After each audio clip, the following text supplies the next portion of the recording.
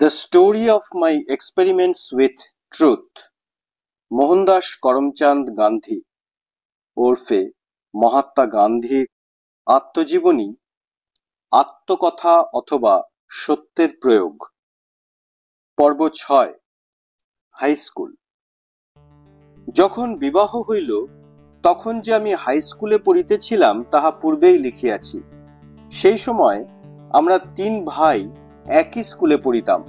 বড় ভাই অনেক উপরে পড়িতেন, আর আমার যে ভাইয়ের বিবাহের সময় আমারও বিবাহ হয় তিনি ১ ক্লাস উপরে পড়িতেন।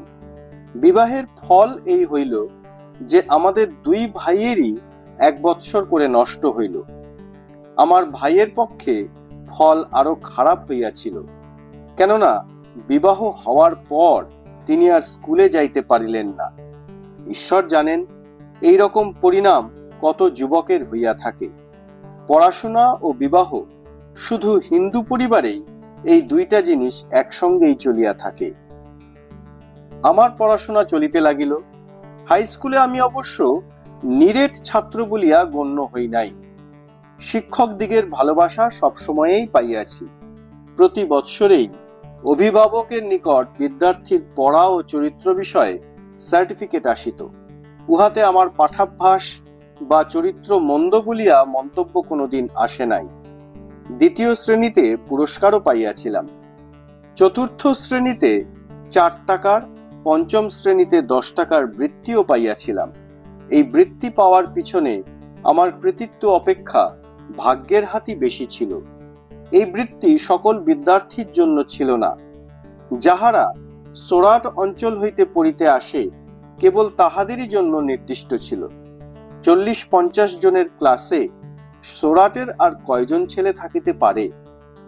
আমার স্মরণ আছে, ভালো ছাত্ররূপে আমার কৃতিত্ব সম্বন্ধে কোনো অভিমান আমার ছিল না। পুরস্কার বা বৃত্তি পাইলে আমি আশ্চর্য হইতাম, কিন্তু আমার ব্যবহার ও আচরণ সম্পর্কে আমি বিশেষ সচেতন ও সতর্ক ছিলাম। আচরণে দোষ ত্রুটি ঘটিলে আমার চোখে জল আসিত। শিক্ষক মহাশয় তিরস্কার করিতে পারেন এমন কোনো কাজ করিলে, অথবা সেইরূপ কোনো কাজ আমি করিয়াছি বলিয়া শিক্ষক মহাশয় মনে করিলে আমার দুঃখের সীমা থাকিত না। মনে আছে, একবার মার খাইতে হইয়াছিল। মার খাওয়ার জন্য দুঃখ হয় নাই, কিন্তু আমি যে মার খাওয়ার যোগ্য দোষী বলিয়া গণ্য হইয়াছি তাহাতেই গভীর দুঃখ পাইয়াছিলাম। ২য় ঘটনা হয় যখন ৭ম শ্রেণীতে পড়ি। তখন দোরাবজি এদুলজি গিমি হেডমাস্টার ছিলেন। ছাত্ররা তাহাকে খুব ভালোবাসিত। তিনি নিয়মনিষ্ঠ ছিলেন ও শৃঙ্খলা পরায়ণ ছাত্রদের কাছ হইতে কাজ আদায় করিতেন, পড়াইতেনও ভালো। উপরের ক্লাসের ছাত্রদিগের ব্যায়াম করা তিনি বাধ্যতামূলক করিয়াছিলেন, কিন্তু এই ব্যায়াম করা আমার ভালো লাগিত না। নিয়ম হওয়ার পূর্বে আমি কখনো ব্যায়াম করি নাই বা ফুটবল কি ক্রিকেট খেলি নাই। আমার লাজুক স্বভাবও না খেলিতে যাওয়ার একটি কারণ ছিল। ব্যায়ামের সহিত শিক্ষার কোনো সম্বন্ধ নাই, আমার তখন এই প্রকার ভুল বিশ্বাস ছিল। এখন বুঝিতেছি, বিদ্যাভ্যাসের মধ্যে শারীরিক শিক্ষাকে মানসিক শিক্ষার মতোই স্থান দেওয়া উচিত। তাহা হইলেও ব্যায়াম না করায় আমার যে ক্ষতি হয় নাই এ কথাও আমি জানাইতে ইচ্ছা করি। একখানি বইতে আমি খোলা হাওয়ায় বেড়ানোর উপকারিতার কথা পড়িয়াছিলাম। কথাটা আমার ভালো লাগে, এবং তারপর হাই স্কুলের উপর শ্রেণী হইতেই আমি বেড়াইতে যাওয়ার অভ্যাস করি। ওই অভ্যাস এখনো আছে। বেড়ানো ব্যায়ামই বটে, আর সেই জন্যই আমার শরীর সুগঠিত ও মজবুত হইতে পারিয়াছিল। পিতার সেবা করার গভীর ইচ্ছাও ব্যায়ামকে অপছন্দ করার আমার অন্যতম কারণ। স্কুল বন্ধ হইলেই তাড়াতাড়ি বাড়ি ফিরিয়া পিতার সেবায় লাগিয়া যাইতাম। যখন সকলের উপরেই ব্যায়াম করার আদেশ হইল, তখন এই সেবায় বিঘ্ন পড়িল। পিতা ঠাকুরের সেবার জন্য ব্যায়ামের ক্লাসে হাজির দেওয়া মাফ চাই বলিয়া অনুনয় করিয়াছিলাম, কিন্তু গিমি সাহেব কি আর মাফ করেন? এক শনিবারের প্রাতঃকালে স্কুল বসিয়াছিল। বিকেল ৪টায় ব্যায়াম করিতে যাওয়ার কথা। আকাশ মেঘলা ছিল বলিয়া বেলা টের পাওয়া যায় নাই। এই মেঘলা আকাশ আমাকে ঠকাইল। যখন ব্যায়াম স্থানে পৌঁছিলাম তখন সকলে ফিরিতেছে। পরের দিন গিমি সাহেব হাজিরা পরীক্ষা করিয়া দেখিলেন যে আমি অনুপস্থিত ছিলাম। আমাকে কারণ জিজ্ঞাসা করিলেন। আমি যাহা ঘটিয়াছিল তাহা বলিলাম, কিন্তু তিনি তাহা সত্য বলিয়া বিশ্বাস করিলেন না। আমার স্মরণ নাই ঠিক কত, কিন্তু তিনি আমাকে 1 আনা কি 2 আনা জরিমানা করিয়াছিলেন। এই জরিমানার অর্থ আমাকে মিথ্যুক মনে করা। আমার অত্যন্ত দুঃখ হইল। আমি মিথ্যা কথা বলি না, ইহা কেমন করিয়া প্রমাণ করিব? কোনো উপায় ছিল না। মনের যন্ত্রণা মনেই রহিয়া গেল। বুঝিলাম যে সত্য যে বলিতে চায়, সত্য যে পালন করিতে চায়, তাহার অসাবধান হওয়াও চলে না। আমার পাঠাভ্যাসের সময় অসাবধানতা এই প্রথম ও এই শেষ। আমার অস্পষ্ট স্মরণ আছে যে শেষে এই মাফ করাইতে আমি সক্ষম হইয়াছিলাম। ব্যায়াম করা হইতে অবশ্য মুক্তি পাইয়াছিলাম। স্কুলের পর আমাকে যেন বাড়ি আসিতে দেওয়া হয়, পিতার এইরূপ পত্র হেডমাস্টারকে দেওয়ায় তিনি আমাকে ব্যায়াম হইতে অব্যাহতি দেন। ব্যায়ামের পরিবর্তে বেড়াইতাম বলিয়া ব্যায়াম না করার ভুলের দণ্ড আমাকে কখনো ভুগিতে হয় নাই, কিন্তু আরেকটা ভুলের সাজা আমি এখনো পাইতেছি। কোথা হইতে আমার মধ্যে এই মনোভাব গড়িয়া উঠিয়াছিল জানি না, যে লেখাপড়ার সঙ্গে সঙ্গে হাতের লেখা ভালো হওয়ার আবশ্যক নাই। এই মনোভাব বিলাত যাওয়া পর্যন্ত আমার মধ্যে ছিল। পরে বিশেষভাবে যখন দক্ষিণ আফ্রিকার উকিলদের এবং ওই স্থানেই জন্মিয়াছে এবং শিক্ষালাভ করিয়াছে এইরূপ যুবকদের মুক্তার মতো হস্তাক্ষর আমার চোখে পড়িল, তখন এই অবহেলার জন্য আমার লজ্জা ও অনুতাপ হইতে লাগে। আমি বেশ বুঝিতে পারিলাম যে খারাপ হস্তাক্ষর অসম্পূর্ণ শিক্ষার চিহ্ন বলিয়া গণ্য করা উচিত। আমি তারপর হস্তাক্ষর ভালো করার চেষ্টাও করিয়াছিলাম, কিন্তু তখন দেরি হইয়া গিয়াছে। যৌবনে যাহা অগ্রাহ্য করিয়াছি, এখনো তাহা আর দুরস্ত করিতে পারি নাই। প্রত্যেক যুবক ও যুবতী আমার এই উদাহরণ হইতে কথা জানিয়া রাখিবেন যে ভালো হস্তাক্ষর বিদ্যা শিক্ষার অপরিহার্য অঙ্গ। ভালো হাতের লেখা শিখিতে হইলে ভালো অক্ষর গঠন করার কৌশল শিক্ষা করা চাই। আমি তো এই সিদ্ধান্তে পৌঁছিয়াছি যে অক্ষর শেখার আগে আঁকা শেখা দরকার।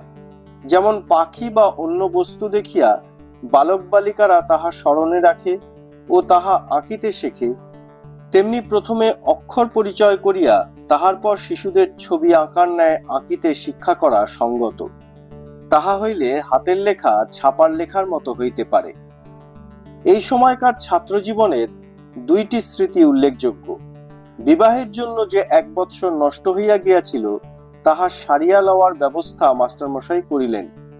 পরিশ্রমী ছাত্রদিগকে তখন এইরূপ সুযোগ দেওয়া হইত। আমি 3য় শ্রেণীতে 6 মাস মাত্র পড়িয়া গ্রীষ্মাবকাশের পরের পরীক্ষা শেষ হইলে 4র্থ শ্রেণীতে উঠিবার আদেশ পাইলাম।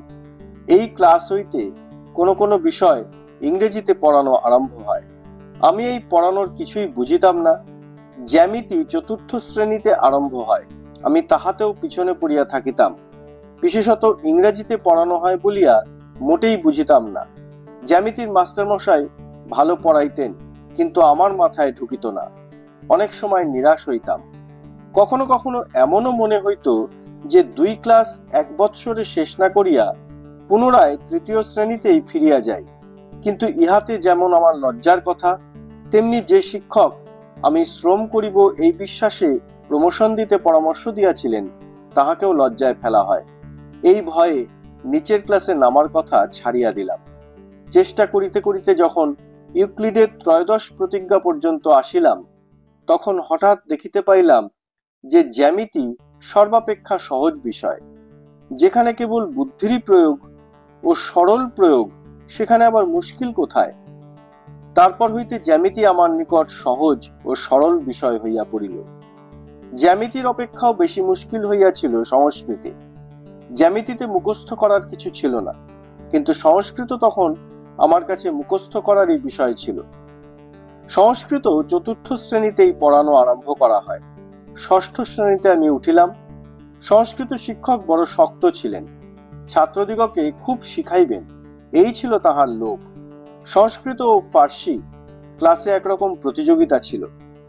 ছাত্রেরা ভিতরে ভিতরে বলা বলি করিত যে ফার্সি বড় সহজ ও ফার্সি শিক্ষক বড় ভালো, ছাত্রেরা যতটুকু করে তাহাতেই তিনি সন্তুষ্ট।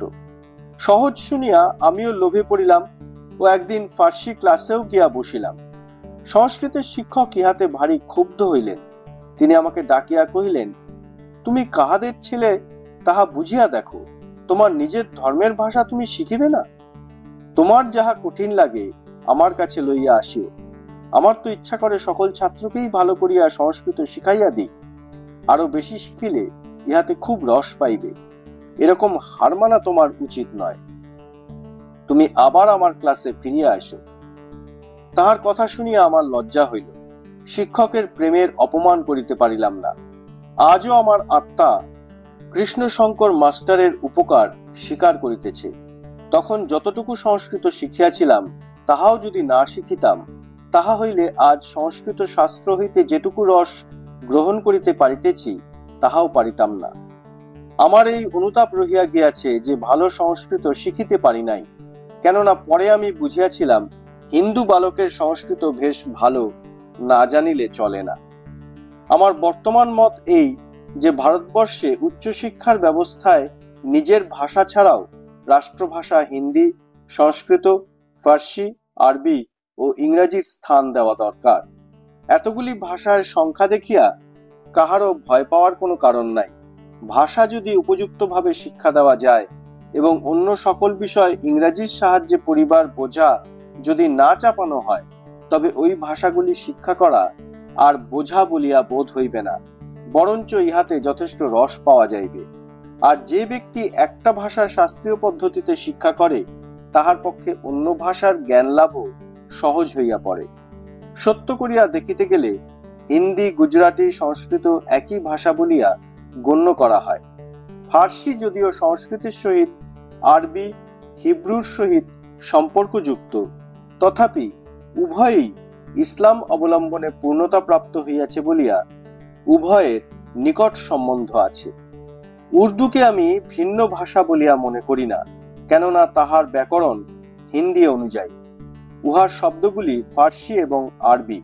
উচ্চাঙ্গের গুজরাটি, হিন্দি, বাংলা, মারাঠি জানিতে হইলে সংস্কৃত জানার আবশ্যক আছে।